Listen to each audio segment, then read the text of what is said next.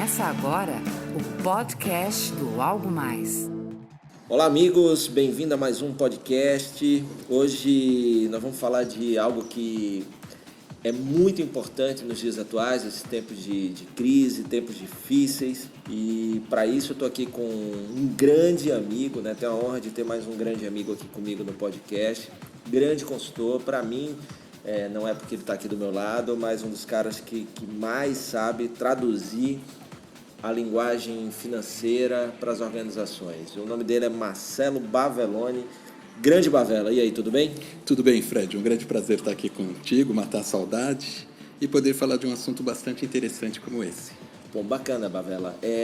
Vamos pensar aqui o seguinte, né? Eu tenho andado muito, você também aí pelo Brasil, fazendo palestras, você faz consultoria também. Se fala em coisas que se devem fazer para ou não sofrer na crise, ou sofrer menos. O que é importante, né? Eu tenho visto que tem coisas interessantes a serem feitas, que eu digo muito, né? Movimento gera movimento, ou seja, a gente tem que continuar se movendo. Eu falo muito sobre os movimentos importantes que as empresas têm que fazer e tal. Eu queria ouvir o teu olhar sobre esse movimento, né? Para onde o gestor, o líder, deve direcionar os movimentos do seu negócio em tempos como esse? O que eu tenho percebido é que os empresários eles sempre são criativos, né? Principalmente em tempo onde o faturamento tem uma queda, eles procuram repensar o negócio. Em matéria de criatividade para movimentar o mercado, muitas vezes eles conseguem, em parceria com fornecedores, né, em campanhas. Agora, o que vai precisar ser feito, porque essa lição de casa eles estão fazendo bem, é agora um olhar para dentro da empresa. Ah, bacana. Porque isso que você começou a falar é muito importante, mas é o que realmente todo mundo acaba fazendo, né? Poxa, está difícil, então vamos renegociar com o fornecedor, vamos ver aí o que a gente pode fazer em termos de marketing, né? Dar uma migrada aí para as redes sociais que teoricamente tem um custo mais baixo, vamos ouvir o cliente e tal. Mas o que você chama desse olhar para dentro da organização? Bom, a organização ela tem dois níveis ou duas fases para que nós chamamos uma de redução de custos. Então ela começa a fazer uma análise no seu processo operacional e entender aonde ela pode eliminar desperdícios, retrabalhos e fazer mais com menos. Bacana. Isso eu chamo da fase de redução de custos. Legal. E que essa fase é uma fase, pelo que eu estou entendendo, é uma fase inicial. Muita gente até fala, pouca gente passa para a próxima fase, fica aí, mas é um momento também que gera um certo desconforto dentro da organização, né? Atrapalha um pouquinho a parte que eu falo de cuidar do clima dentro da empresa, né? Mas para a gente falar disso, a gente vai falar depois. Vamos falar então, que fase 2 é essa? Eu cuidei da redução. Primeiro, o que é essa primeira fase? Fala um pouquinho mais da redução de custos. A redução de custos é você conseguir tornar a sua operação mais eficiente.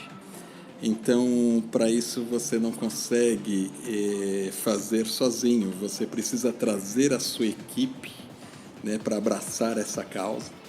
E com isso vocês começarem a repensar em todas as atividades da empresa, de forma que se consiga redução de custos, a ponto do faturamento, que muitas vezes ele está abaixo da expectativa, possa bancar os custos do curto prazo, as despesas do curto prazo.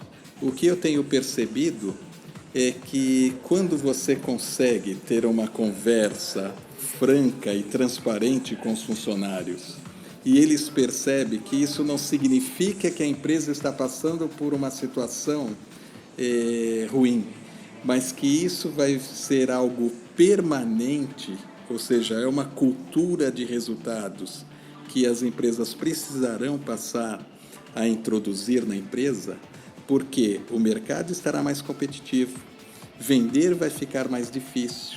Então essa cultura tem que ser abraçada por todos para essa redução, gastar menos, já que muitas vezes o faturamento também cai aí 10%, 15% num período como esse. E em alguns segmentos até mais, né, Bavela? E uma coisa interessante, a gente para e pensa que essa coisa que você falou de abraçar uma causa, de cuidar todo mundo dessa redução, porque não é feita sem a ajuda da equipe, a gente já tem uma dificuldade lá fora. Então, se houver uma resistência, uma dificuldade dentro da empresa, vai se tornar quase que impossível fazer a gestão desse negócio.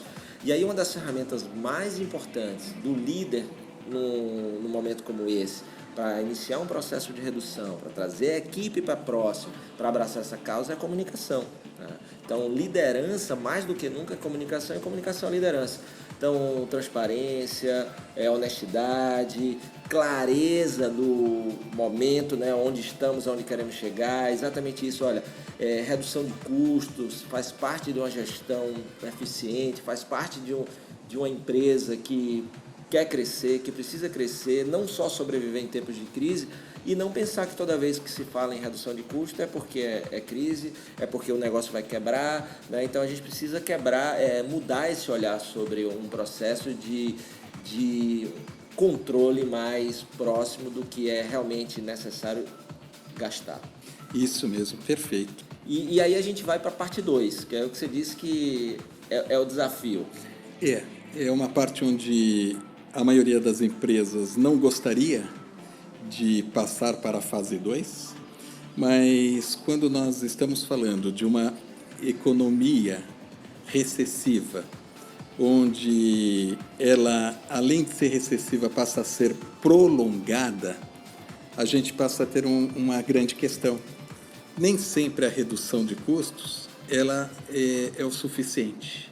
E aí a gente parte para um outro nível, uma outra fase um pouco mais dramática, porém necessária.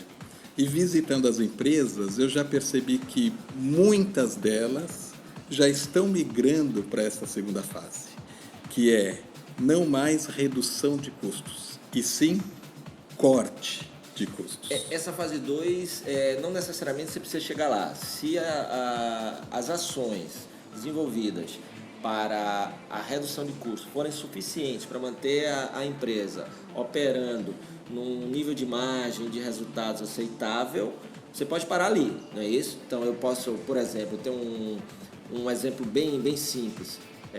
Um empresário tem 10 lojas, ele, quando o pessoal chega às 7 da manhã, liga todos os ar-condicionados da loja. E esses ar-condicionados ficam ligados até às 10 da noite. E aí, para reduzir custos, ele percebe que se ligar o ar-condicionado às 10 horas da manhã, que é quando está mais quente, ou vai começar a ficar mais quente, e às 5 da tarde, quando já não está tão quente, abrir as portas e desligar os ar-condicionados, vai haver aí uma redução de custos em um componente da montagem lá do custo operacional, que é a energia, né? Claro que você está me ouvindo aí, né, nos ouvindo, pensar assim, mas nem toda loja dá para fazer isso. Claro, estou só citando aqui uma situação, um cenário, né? Inclusive um cenário que eu já vi acontecer em alguns negócios. Mas aí, se a redução de custos, né, como essa, de energia, vamos mudar para um outro provedor de telecomunicações, né, então diminui o custo, bota todo mundo falando na mesma plataforma, vamos usar mais o WhatsApp, porque aí você está reduzindo e tal, ok, mas você tem um limite para isso. E aí, se isso não deu, você vai passar para o segundo passo, que é justamente o corte. E aí, talvez quem esteja nos ouvindo pergunte, mas qual é o indicador que mostra que eu tenho que passar para essa fase? Como eu já disse, uma fase um pouco mais dura. É quando você começa a perceber que o seu capital de giro já não está mais pagando suas obrigações no curto prazo. É quando, num período desse, que você sabe que os juros para empréstimos estão altos e que você começa a recorrer, então, a instituições financeiras para captar dinheiro, deixando claro que é um dinheiro caro para pagar as suas obrigações no curto prazo. Muito cuidado se isso estiver acontecendo, porque pode virar um ciclo vicioso e uma bola de neve. É numa situação dessa, onde o indicador capital de giro, né, está baixo e a empresa está com caixa deficiente ou não saudável. Se ele partir para esse caminho, é bem provável que a empresa vai ficar fraca e vulnerável, principalmente com concorrentes mais fortes. Então, é aí que ela precisa pensar nessa segunda fase, corte de custos. Mas como não errar nesse corte de custos? O que cortar, o que não cortar? Porque o que eu vejo, tem até um vídeo, eu estava conversando com outros amigos sobre esse momento, né? E eu falo muito da empresa para fora, né? Por isso é interessante em termos de marketing. Da empresa para dentro eu falo da liderança e do cuidado com as pessoas e a posição do líder, de cuidar da cultura, cuidar... E hoje eu quis fazer algo diferente, por isso te convidei aqui para o nosso papo, para falar de coisas que nem sempre são agradáveis, mas que são necessárias. Vale lembrar, né, para você que está nos ouvindo aí, que muitas vezes só é fundamental chegar na fase 2 porque você não cuidava disso quando a maré estava boa. É uma frase do David Ogilvy que diz que é quando a maré está seca que a gente vê quem está nadando pelado, ou seja, a ausência da gestão no momento que o caixa estava bom, o cliente estava comprando, os juros estão mais baixos. Então, alguns empresários, alguns profissionais, algumas pessoas deixam de cuidar do essencial, né, que é a grana mesmo, né, o quanto eu gasto, o quanto eu ganho, etc. Então, se você cuida disso sempre, esse momento talvez nem exista na empresa, ou se existir é porque a crise realmente ela está maior do que o necessário. Mas eu estava conversando com os amigos sobre um vídeo, né, que eu vou botar aí no descritivo do podcast, vocês vão ver, do Porta dos Fundos, que é corte de custos, né, e eles falam de forma bem humorada, uma produtora de vídeo, e duas pessoas vão conversando sobre tá difícil, tá caro e tal, então corta isso, corta aquilo. Só que eles vão cortando coisas que depois eliminam o core business do negócio, ou seja, eu não consigo fazer aquilo que eu estou me proponho fazer como empresa porque eu cortei onde não deveria, né? Então, como não errar nisso daí? A pergunta é muito interessante, porque quando nós estamos falando de corte, muitas vezes estamos falando de coisas que nós precisamos na empresa, mas que agora vamos ter que cortar. Então, existe uma técnica para entender o que cortar, né? Faça a seguinte pergunta: a empresa ela pode operacionalizar bem sem determinada atividade? Se você ficar em dúvida, é bem provável que isso pode ser cortado. Aquilo que você sabe, provavelmente você já trabalhou na redução de custos. Nessa fase, nós vamos trabalhar aquilo que você ficou em dúvida. Então, faça um checklist. Por exemplo, eu posso cortar a energia? A resposta é óbvia: não. Senão a empresa para de funcionar. Então, não vai haver o corte, e sim a redução. Mas, por exemplo, eu tenho 3 ou 4 alternativas de me comunicar com o cliente. Então, eu tenho o celular, eu tenho o telefone convencional, eu tenho o WhatsApp, eu tenho o meu site, eu tenho o meu blog, o Twitter, enfim. Qual dessas atividades eu posso trabalhar mais, concentrar foco, né, para de repente cortar um outro canal de comunicação que hoje esteja muito dispendioso? Então, no corte, eu preciso encontrar alternativas criativas, mas o próprio nome diz: cortar é realmente eliminar aquele gasto. Por isso que é importante dar uma analisada, né, no que cortar. Faz aí exatamente essa reflexão que o Marcelo falou. Se eu cortar, qual o impacto que tem isso?